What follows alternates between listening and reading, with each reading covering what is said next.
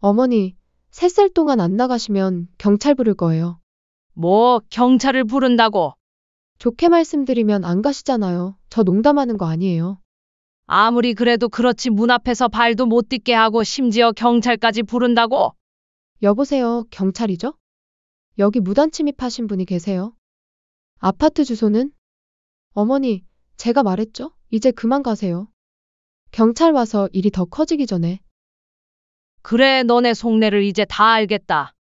맨날 도움이 필요하거나 돈 달라 할 때만 어머니 거리고 몇 년 만에 찾아온 시어머니를 경찰까지 불러서 내쫓아? 이번 사연의 주인공은 올해 67세가 된 정명자 씨입니다. 명자 씨를 처음 보는 사람들은 누구나 궁금해했습니다. 왜 한여름에도 챙이 깊숙한 모자를 눌러쓰고 목까지 올라오는 스카프로 얼굴 절반을 가리고 다니는지 말이죠. 명자 씨가 시장에서 채소를 고르거나 은행 업무를 볼 때마다 사람들의 시선이 따라왔습니다. 하지만 명자 씨는 이미 그런 시선들에 익숙해져 있었죠. 30년이 넘도록 이렇게 살아왔으니까요. 명자 씨의 인생이 완전히 바뀐 건 35세 되던 해였습니다. 당시 명자 씨는 섬유 공장에서 일하고 있었는데 어느 날 갑자기 공장에 큰 화재가 났습니다. 불길이 순식간에 번지는 상황에서 명자 씨는 대피하지 않고 오히려 작업장 안으로 뛰어들었습니다. 아직 빠져나오지 못한 동료들이 있었거든요. 그렇게 명자 씨는 연기가 자욱한 작업장에서 동료 3명을 구해냈습니다. 하지만 마지막에 자신이 나오려던 순간 천장의 전선이 끊어지며 불꽃이 튀었습니다. 그 불길이 명자 씨의 얼굴 왼쪽을 덮쳤죠. 병원에서 깨어난 명자 씨가 처음 거울을 본 순간의 충격은 말로 표현할 수 없었습니다. 왼쪽 얼굴 전체가 울퉁불퉁한 흉터로 변해 있었거든요. 화상 치료를 받으며 몇 차례 성형수술도 시도했지만 워낙 심한 화상이라 흉터는 거의 나아지지 않았습니다. 더 큰 절망은 그 뒤에 찾아왔습니다. 사고가 난 지 2달 뒤 남편이 갑작스럽게 세상을 떠난 거였습니다. 심장마비였죠. 명자 씨는 하루아침에 과부가 되었고 당시 초등학교 3학년이던 아들 준혁이를 혼자 키워야 했습니다. 엄마 얼굴은 왜 그래? 준혁이가 처음 엄마의 얼굴을 보고 물었을 때 명자 씨는 어떻게 대답해야 할지 몰랐습니다. 아이들도 처음엔 엄마의 달라진 모습이 낯설어했지만 다행히 금세 익숙해졌습니다. 하지만 세상 사람들의 시선은 달랐습니다.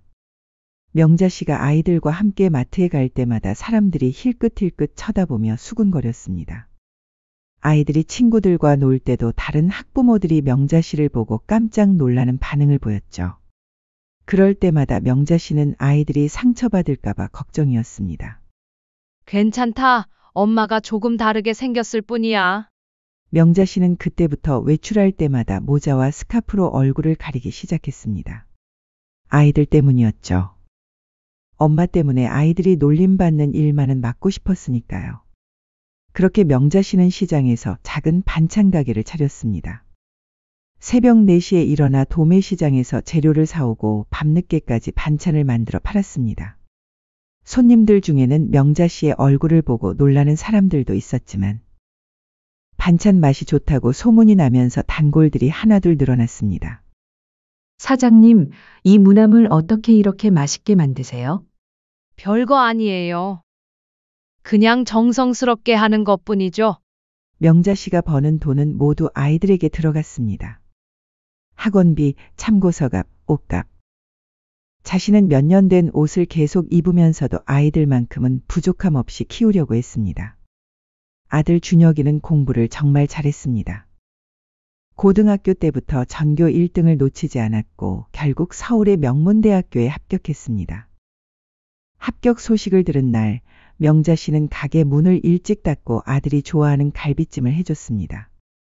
우리 준혁이가 이렇게 잘해줘서 엄마가 얼마나 기쁜지 몰라. 대학 등록금부터 생활비까지 명자 씨는 아들이 공부에만 집중할 수 있도록 뒷바라지했습니다. 자신은 여전히 좁은 단칸방에서 살면서도 말이죠. 아들이 대학교 4학년이 되던 해 좋은 회사에 취직이 결정되었습니다. 그리고 얼마 뒤 결혼할 여자친구도 데려왔습니다. 지수라는 이름의 예쁘고 똑똑한 여자였죠. 처음 만나는 날 명자 씨는 특별히 신경 써서 음식을 준비했습니다. 아들이 좋아하는 여자를 잘 대접하고 싶었거든요. 하지만 지수가 명자 씨의 얼굴을 본 순간의 표정은 명자 씨도 놓칠 수 없었습니다. 순간적으로 움찔하며 뒤로 물러서는 모습, 그리고 이내 억지로 지은 어색한 미소. 명자 씨는 그동안 수없이 경험해봤던 반응이라 금방 알 수 있었습니다. 어머님, 안녕하세요. 지수는 인사는 했지만 내내 명자 씨의 얼굴을 제대로 쳐다보지 못했습니다. 음식을 먹을 때도 고개를 숙이고만 있었죠. 그날 이후로 지수는 명자 씨를 만나려 하지 않았습니다. 아들 준혁이가 가끔 혼자 어머니를 찾아왔지만 지수는 번번이 바쁘다, 약속이 있다 라며 피했습니다. 결혼식 날에도 지수의 가족들은 명자 씨를 신기한 듯 쳐다봤습니다. 명자 씨는 그날만큼은 평소보다 스카프를 더 깊숙이 둘러쌌습니다. 아들의 결혼식에서 화제가 되고 싶지 않았거든요. 결혼 후 아들 부부는 서울에서 신혼살림을 차렸습니다. 명자 씨가 그동안 모아둔 돈으로 집을 마련해 준 거였죠. 이제 우리 준혁이도 가정을 꾸렸으니 엄마 마음이 놓인다. 하지만 아들 부부에게서 연락이 오는 건 늘 무언가 필요할 때뿐이었습니다. 엄마, 지수가 임신했어요. 그런데 요즘 산후조리원 비용이 만만치 않아서 그래? 얼마가 드는데 그래? 요즘 비싼 데는 1,000만 원도 넘어요. 지수가 산후조리만큼은 좋은 데서 하고 싶다 해서. 나도 며느리가 좋은 데서 하면 좋겠지만 형편에 맞춰 가야 하지 않겠니? 그건 맞는 말이지만 그래도 임신하고 출산할 때 기억이 오래 간다 하잖아요. 그래, 알겠다. 내가 내일이나 모레 은행 가서 돈 붙여줄게. 감사해요, 엄마. 이뿐만이 아니었습니다. 어머니, 저예요. 잘 지내셨죠? 응, 그래, 오랜만에 연락하는구나. 네, 다름이 아니고 이번에 저희가 목돈이 좀 나갈 일이 있어서 그런데요. 이런 얘기를 들을 때마다 명자 씨는 망설임 없이 돈을 보내줬습니다. 하지만 정작 명자 씨는 손주 준서도 자주 보지 못했죠. 점점 멀어져가는 느낌을 받았습니다. 어머님, 요즘 독감이 유행이라서요. 아기가 너무 어려서 혹시나 해서. 지수는 늘 그럴듯한 이유를 댔지만 명자 씨는 은근히 자신을 밀어낸다 생각이 들었습니다.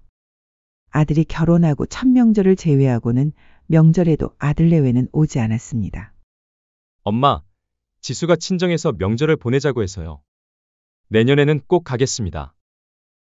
그렇게 약속한 내년에도 그 다음 해에도 아들 부부는 명자 씨를 찾아오지 않았습니다. 하지만 이상하게도 돈이나 도움이 필요할 때만큼은 연락이 왔습니다. 그것도 아주 친근하게 말이죠. 어머니, 오랜만이에요. 그동안 너무 바빠서 연락을 못 드렸네요. 사는 게 참 뭐라고.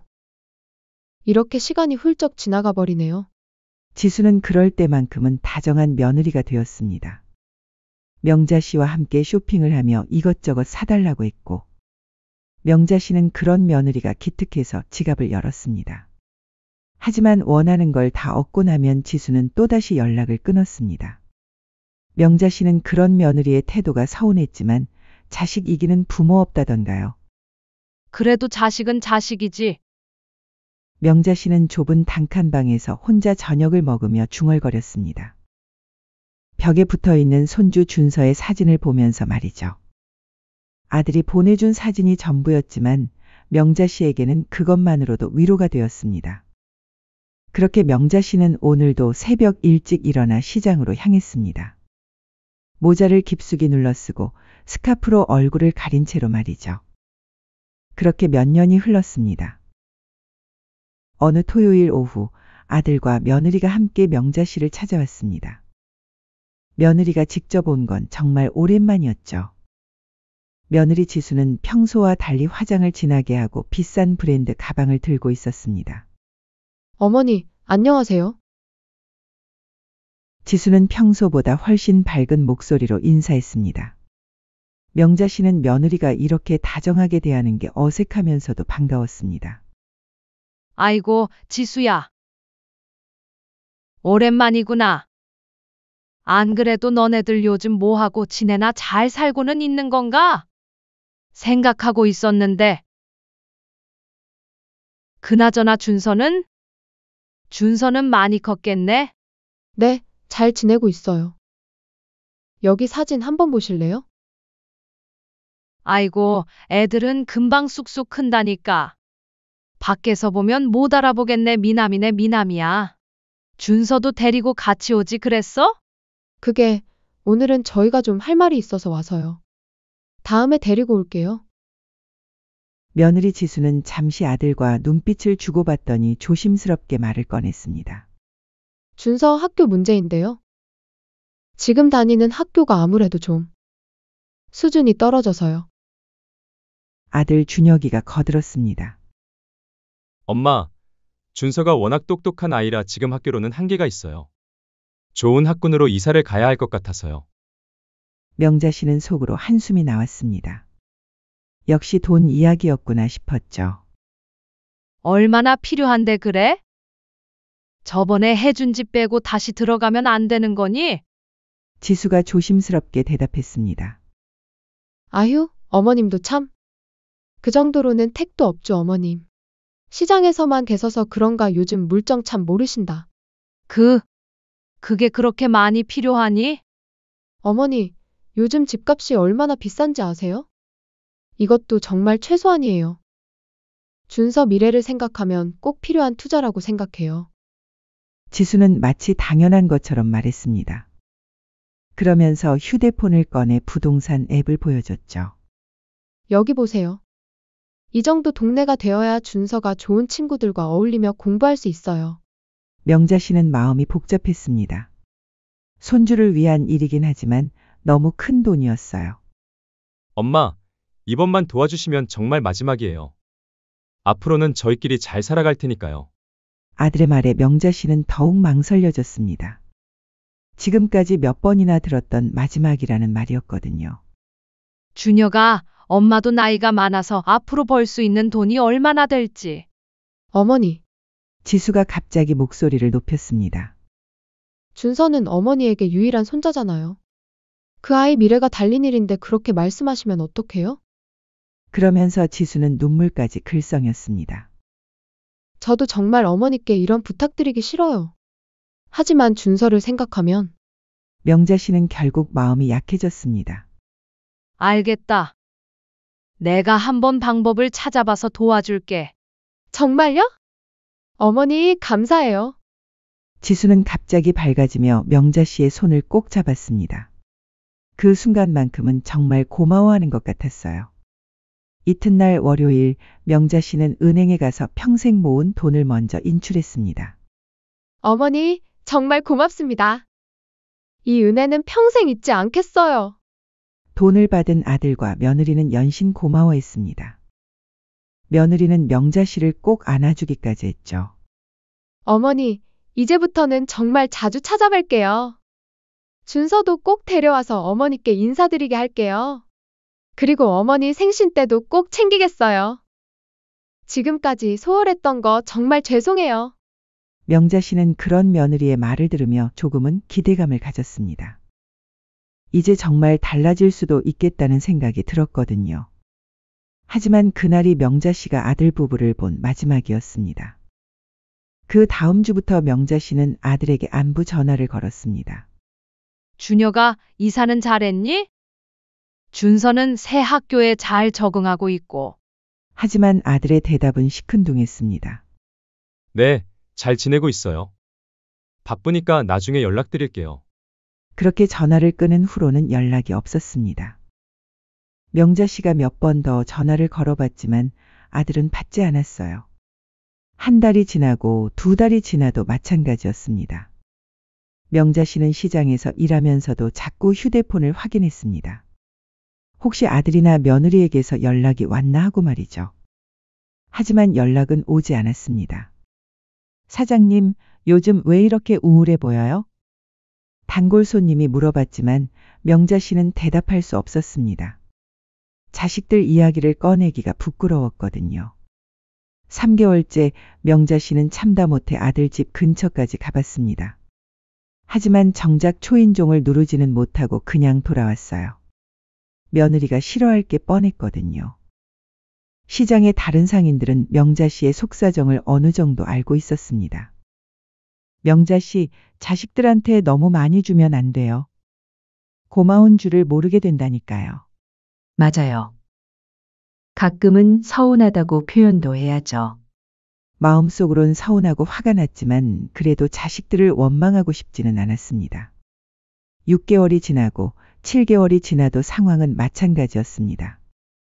명자 씨는 점점 말수가 줄어들었고 웃는 일도 거의 없어졌어요. 그러던 어느 날 명자 씨는 우연히 아들의 SNS를 보게 되었습니다. 거기에는 새 집에서 찍은 가족 사진들이 올라와 있었습니다. 넓고 깔끔한 거실, 비싼 가구들, 그리고 환하게 웃고 있는 손주 준서의 모습까지. 명자 씨는 그 글들을 보며 복잡한 마음이 들었습니다.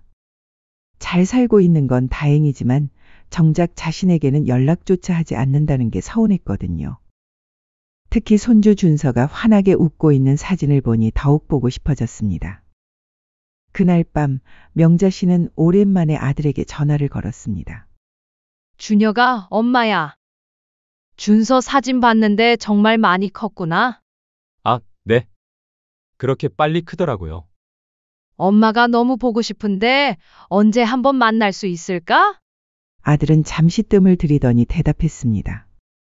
엄마, 요즘 정말 바빠서요. 준서도 학원 다니고 하니까 시간이 없고. 나중에 여유 생기면 연락드릴게요. 그래도 명절은 이제 얼마 안 남았잖니? 명절도 지수 친정에서 보내기로 했어요. 죄송해요, 엄마. 명자 씨는 더 이상 말할 수 없었습니다. 아들의 목소리에서 귀찮아하는 기색이 역력했거든요. 그래, 알겠다. 몸조리 잘하고. 전화를 끊은 후 명자 씨는 한참을 멍하니 앉아 있었습니다. 그동안 참고 견뎌왔던 외로움과 서운함이 한꺼번에 밀려왔어요. 8개월 동안 명자 씨는 혼자서 명절을 보냈고 생일도 혼자 지냈습니다. 가끔 손주가 보고 싶어서 눈물을 흘릴 때도 있었지만 그래도 아들 가족이 잘 살고 있다는 생각으로 스스로를 달랬습니다. 하지만 이제는 정말 한계였습니다. 더 이상 이렇게 살 수는 없다는 생각이 들었어요. 이번엔 내가 직접 가봐야겠다. 명자 씨는 마침내 결심했습니다. 아무리 며느리가 싫어해도 손주만큼은 봐야겠다고 말이죠. 그 결심이 명자 씨의 인생을 완전히 바꿔놓을 줄은 그때는 몰랐습니다. 새벽부터 일어나 손주가 좋아할 만한 음식들을 정성스럽게 준비했어요. 김치찌개에 계란말이, 멸치볶음, 그리고 준서가 어릴 때 좋아했던 호박전까지. 큰 보온 도시락 3개에 가득 담았습니다. 준서가 많이 컸을 텐데. 잘 먹고 있을까? 아들 집까지 가는 길이 이렇게 멀게 느껴진 적은 없었습니다. 지하철을 2번이나 갈아타고 버스까지 타서 도착한 아들의 아파트는 정말 고급스러워 보였어요. 명자 씨 자신이 준 돈으로 산 집이지만 들어가기가 왠지 부담스러웠습니다. 아파트 입구에서 한참을 망설이다가 명자 씨는 용기를 내어 초인종을 눌렀습니다. 누구세요? 며느리 지수의 목소리가 차갑게 들려왔습니다. 지수야, 나다. 오랜만에 와봤어. 한동안 조용하더니 문이 열렸습니다. 지수는 평상복 차림으로 나왔는데 명자 씨를 보자마자 얼굴이 굳어졌어요. 어머니, 왜 연락도 없이 오셨어요? 지수의 첫마디부터 따가웠습니다. 인사도 제대로 하지 않고 짜증부터 내는 모습에 명자 씨는 당황했어요. 미안하다, 지수야. 너무 오랫동안 못 봐서. 준서랑 너네들 얼굴이 보고 싶어서 그냥 왔어. 음식도 좀 해왔고. 명자 씨는 들고 온 도시락을 내보이며 조심스럽게 말했습니다. 이렇게 갑자기 찾아오시면 정말 곤란해요. 저희도 계획이 있다고요. 지수는 도시락을 받지도 않은 채 팔짱을 끼고 서 있었습니다. 그 모습이 8개월 전 돈을 받을 때와는 정말 딴판이었죠. 잠깐 들어가서 얘기하자. 어머니, 지수가 명자 씨의 말을 딱 끊었습니다. 그리고는 명자 씨의 얼굴을 위아래로 훑어보더니 더욱 날카로운 목소리로 말했어요. 정말 솔직히 말씀드릴게요. 어머니 얼굴. 준서가 볼 때마다 많이 무서워해요. 명자 씨는 가슴이 철렁했습니다. 아이 정서에 너무 안 좋다고요. 그러니까 앞으로 이렇게 찾아오시는 건 삼가주세요. 지수는 마치 당연한 말을 하듯 차갑게 말했습니다. 그 순간 명자 씨는 지금까지 참아왔던 모든 감정이 폭발하는 걸 느꼈어요. 지수야, 명자 씨의 목소리가 떨리기 시작했습니다. 그래, 내가 얼굴이 흉해서 너희들 보기 싫어하는 거 다 알고 있어. 너희들이 나를 피하고 이용만 할 때마다 나는 모른 척 참고 또 참았어? 알면 오시지 마셔야죠. 그렇게 눈치를 줬는데 찾아오시는 거예요? 아무리 그래도 시어머니가 자식 집 한 번을 못 찾아가는 게 말이 된다 생각하니? 물론 내가 연락 없이 오긴 했지만 언제 너네가 살갑게 한 번이라도 초대한 적이 있었니? 무슨 말씀인지는 알겠는데 오늘은 그냥 돌아가 주세요. 그래, 너가 반갑게 대해줄 거라고 생각도 안 했다만 들여보내지도 않고 그냥 돌아가라고.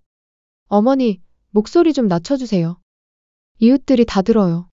그때 안쪽에서 아들 준혁이가 나왔습니다. 엄마, 무슨 일이에요? 왜 이렇게 시끄러워요? 명자 씨는 아들을 보자 더욱 서러워졌습니다. 전화해도 받지도 않고 문자 보내도 답장도 없고. 그래도 자식이니까 참고 기다렸는데. 준혁이는 곤란한 표정을 지으며 말했습니다. 엄마, 저희도 바빠서 그랬죠. 아시잖아요? 어머니, 정말 이해해주세요. 저희도 힘들어요. 그리고 솔직히 말씀드리면 지수는 잠시 망설이더니 더 잔인한 말을 내뱉었어요. 저희도 어머니랑 가깝게 지내고 싶죠. 그런데 저희도 체면이라는 게 있잖아요. 솔직히 어머니 그 얼굴에 난 화상 동네 사람들이 보면 뭐라 생각하겠어요. 그 말에 명자 씨는 정말 가슴이 무너지는 것 같았습니다. 뭐라 생각하긴? 설마 너네들 내가 창피하다 생각하니? 그런 뜻이 아니라 내가 이 얼굴로 평생 사람들에게 손가락질 받고 불쾌한 시선 받으며 움츠러들어도 그래도 자식들만큼은 다를 줄 알았다. 지수는 점점 짜증이 나는 듯 말했습니다. 그럼 연락 없이 막 오시면 제가 좋아할 줄 아셨어요? 그리고 준서가 무서워하는 걸 난들 어떻게 해요? 저도 힘들다고요. 당장 돌아가 주세요. 지수의 목소리가 점점 높아졌습니다. 그러자 아파트 복도로 다른 주민들이 하나둘 나와서 구경하기 시작했어요. 사람들의 수군거림이 들리자 지수는 더욱 다급해졌습니다. 어머니, 정말 지금 당장 가주세요. 이렇게 소란 피우시면 안 돼요. 지수는 결국 참다 못해 주머니에서 휴대폰을 꺼냈습니다. 뭐 하는 거야? 좋게 말씀드리면 안 가시니까 경찰 불러야겠어요. 명자 씨는 믿을 수 없다는 표정으로 지수를 바라봤습니다. 경찰을 부른다고. 여보세요, 경찰이죠? 여기 무단 침입하신 분이 계세요. 아파트 주소는? 지수는 정말로 경찰에 신고를 했습니다. 명자 씨는 그 모습을 보며 온몸이 떨렸어요. 빨리 와주세요. 무서워요. 지수는 전화를 끊고 명자 씨를 노려봤습니다. 어머니, 이제 그만 가세요. 경찰 오기 전에. 내가 너희들한테 뭘 잘못했다고 경찰을 불러? 돈 달라고 할 때는 어머니 하더니. 준혁이가 급하게 말했습니다. 엄마, 이제 진짜 가세요. 이웃들도 다 보고 있고. 지수 너도 좀 그만 진정하고. 명자 씨는 아들을 보며 절망적인 기분이 들었습니다. 10분 후 정말로 경찰이 왔습니다. 경찰관 2명이 엘리베이터에서 내려오자 복도에 있던 사람들이 더욱 몰려들었어요. 신고하신 분이세요? 네, 저요. 지수는 경찰을 맞으며 말했습니다. 어떤 일인지 설명해 주세요. 이분이 저희 집에 무단 침입하려고 하셔서요. 나가달라고 해도 안 나가시고 계속 소리 지르시고. 경찰관이 명자 씨를 바라봤습니다. 명자 씨의 얼굴을 본 경찰관은 잠시 놀란 표정을 지었어요. 어르신, 이분과 어떤 관계세요? 명자 씨는 떨리는 목소리로 대답했습니다. 저는 이 사람 시어머니 됩니다. 시어머니시라고요? 경찰관은 지수를 다시 봤습니다. 그때 지수가 뻔뻔하게 말했어요. 죄송한데 저희 가족 아니니까 빨리 보내주세요. 명자 씨는 귀를 의심했습니다. 뭐라고? 무서워요. 얼굴도 그렇고 자꾸 저희 아이한테 피해를 줘서. 지수는 마치 정말 모르는 사람인 것처럼 연기했습니다. 명자 씨는 경찰관에게 호소했습니다. 이 사람이 제 며느리라고요? 여긴 제 아들이라고요? 어르신, 진정하세요. 경찰관이 명자 씨를 진정시키려 했지만 명자 씨는 너무 흥분해 있었어요. 하지만 아들 준혁이는 고개를 숙인 채 아무 말도 하지 않았습니다. 준혁아, 명자 씨의 절규 같은 외침에도 아들은 대답하지 않았어요. 그 순간 명자 씨는 정말 온 세상이 무너지는 것 같았습니다. 어르신, 일단 저희와 함께 가셔서 이야기하시죠. 결국 명자 씨는 경찰에게 이끌려 아파트를 나와야 했습니다. 복도에 나와 있던 사람들이 수군거리며 쳐다보는 가운데 명자 씨는 비틀거리며 걸었어요. 저 사람 뭐야? 얼굴이 왜 저래? 정신 이상한 사람 아니야? 사람들의 속삭임이 명자 씨의 귀에 날카롭게 박혔습니다. 아파트 입구에서 경찰관이 말했습니다.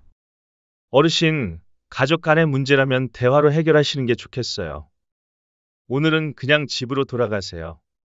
명자 씨는 고개를 끄덕였지만 발걸음이 떨어지지 않았습니다. 경찰차가 떠나고 나서도 한참을 그 자리에 서 있었어요. 집으로 돌아가는 길, 명자 씨는 지하철에서도 버스에서도 사람들의 시선을 느꼈습니다. 평소보다 더 깊게 모자를 눌러쓰고 스카프를 올려도 사람들은 여전히 쳐다봤어요. 좁은 단칸방에 도착해서 명자 씨는 침대에 주저앉았습니다. 오늘 준비했던 도시락은 그대로 들고 와야 했어요. 아무도 받지 않은 채로 말이죠. 이대로는 도저히 못 살겠다. 명자 씨는 혼잣말을 중얼거렸습니다. 눈물이 뺨을 타고 흘러내렸지만 이번에는 슬픔보다 분노가 더 컸어요. 내가 너희들한테 다 준 재산 반드시 되찾아올 거야. 그날 밤 명자 씨는 잠들지 못했습니다.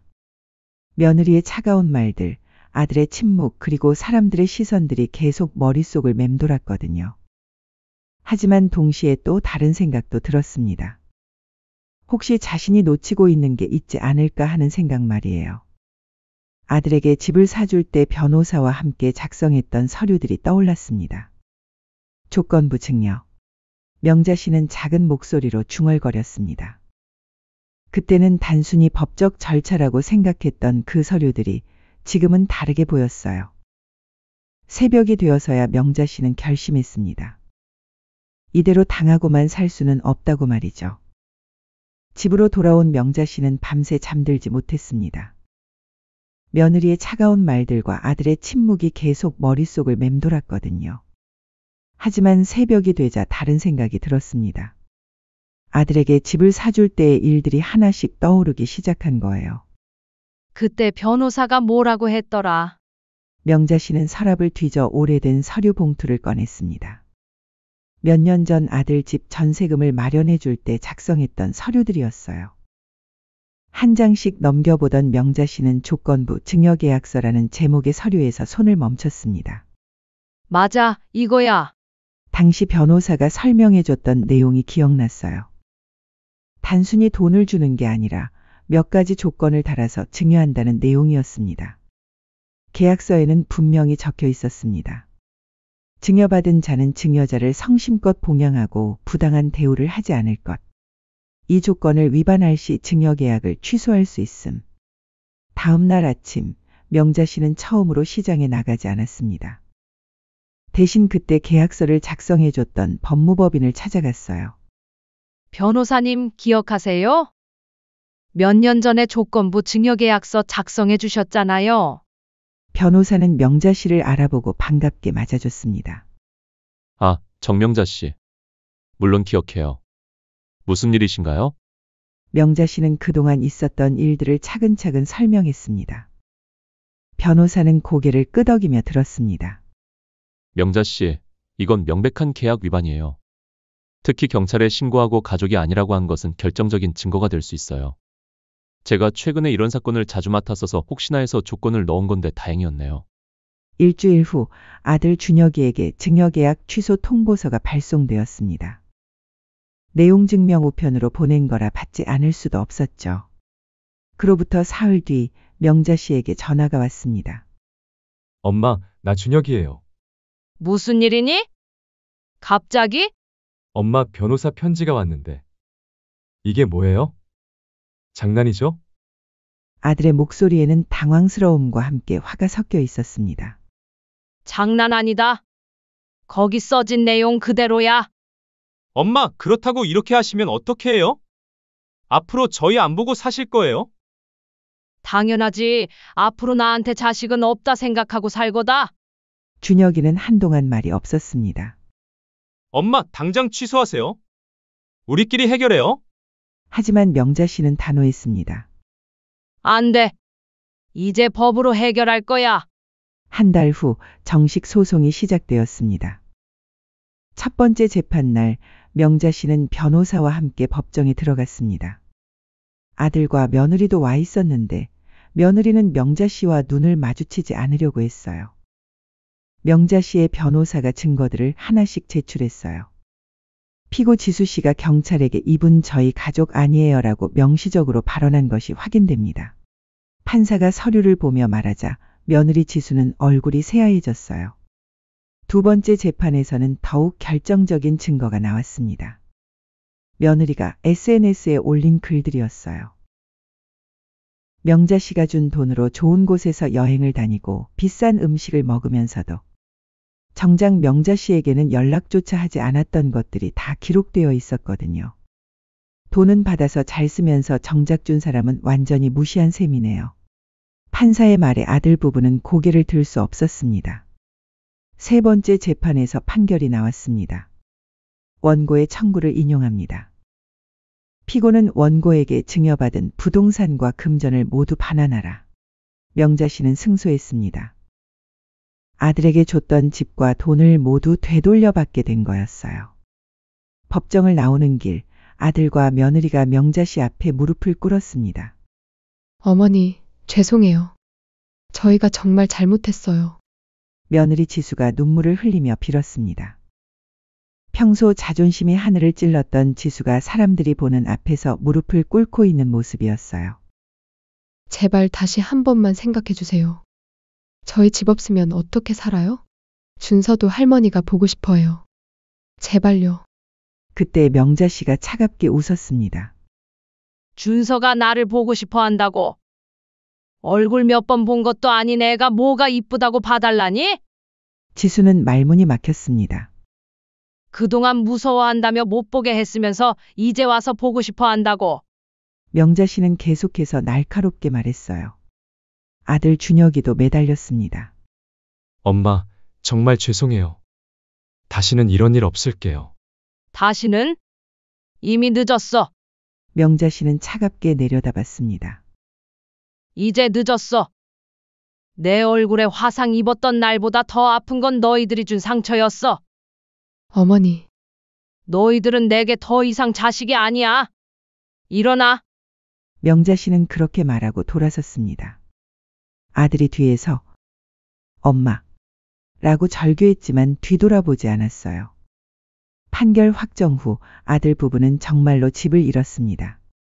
며느리 지수는 친구들에게 잠시 이사한 거 라고 둘러댔지만 소문은 금세 퍼졌습니다.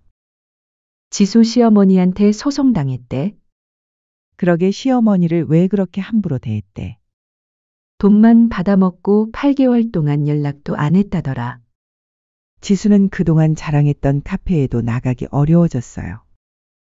사람들의 시선이 따가웠거든요. 아들 준혁이도 회사에서 소문이 났습니다. 준혁이 어머니한테 소송당했다면서? 효도도 못하는 놈이 회사 일은 제대로 하겠어? 승진에서도 밀려났고 동료들의 시선도 차가워졌어요. 반면 명자 씨는 되찾은 돈으로 새로운 삶을 시작했습니다. 서울에서 멀리 떨어진 작은 시골 마을에 예쁜 전원주택을 마련했어요. 아들이 살던 아파트보다 훨씬 더 크고 좋은 집이었습니다. 그 마을에서 명자 씨는 작은 반찬 가게를 다시 시작했습니다. 도시에서 배운 음식 솜씨로 마을 사람들의 입맛을 사로잡았어요. 입소문이 나면서 옆 마을에서까지 사람들이 찾아왔고 매출도 예전보다 훨씬 좋아졌습니다. 6개월 후 명자 씨의 가게는 지역 신문에도 소개되었습니다. 기사를 본 사람들이 더욱 많이 찾아왔고 명자 씨는 정말 유명해졌어요. 그 기사를 본 아들 부부는 충격을 받았습니다. 자신들은 좁은 투룸에서 쪼들리며 살고 있는데 명자 씨는 오히려 더 성공한 삶을 살고 있었던 거예요. 엄마가 저렇게 잘 살고 있네. 준혁이는 신문을 보며 중얼거렸습니다. 한때는 시골 총구석이라고 무시했던 곳에서 명자 씨는 새로운 인생을 꽃피우고 있었어요. 며느리 지수도 마찬가지였습니다. 인터넷에서 명자 씨 이야기를 본 사람들의 댓글들이 더욱 충격적이었어요. 와, 이런 시어머니를 어떻게 버려. 며느리가 정말 개념 없네. 8개월 동안 연락도 안 하고 경찰까지 부르다니. 이런 아들 며느리 있으면 뭐해? 명자 씨가 잘하셨어요. 온라인에서도 명자 씨를 응원하는 사람들이 대부분이었어요. 1년 후 명자 씨는 시골 전원주택에서 혼자 저녁을 먹고 있었습니다. 모자도 쓰지 않고 스카프도 두르지 않은 채로 창밖 석양을 바라보면서 말이에요. 이제는 정말 내 인생을 나 자신을 위해서 살고 있어. 명자 씨는 조용히 혼잣말했습니다. 더 이상 숨어 살지 않아도 돼. 같은 시간 서울의 좁은 투룸에서 아들 부부는 배달 음식으로 저녁을 때우고 있었습니다. 예전에는 명자 씨가 해준 음식을 당연하게 여겼지만 이제는 그 소중함을 뼈저리게 느끼고 있었어요. 명자 씨에게서는 더 이상 연락이 오지 않았어요. 아들 부부가 아무리 전화를 걸어도 받지 않았고 문자를 보내도 답장이 없었습니다. 그들이 명자 씨에게 했던 바로 그 일을 이제 명자 씨가 그들에게 하고 있었던 거죠. 하지만 명자 씨는 외롭지 않았습니다. 이웃들과 진심으로 어울리며 살아가고 있었거든요. 혈연은 아니지만 서로를 진심으로 배려하는 새로운 관계들이었어요. 명자 씨의 새로운 인생이 시작된 거였습니다. 더 이상 누구의 시선도 무서워하지 않고 누구에게도 미안해하지 않는 당당한 삶. 그리고 무엇보다 자신을 진정으로 존중해주는 사람들과 함께하는 행복한 삶이었습니다.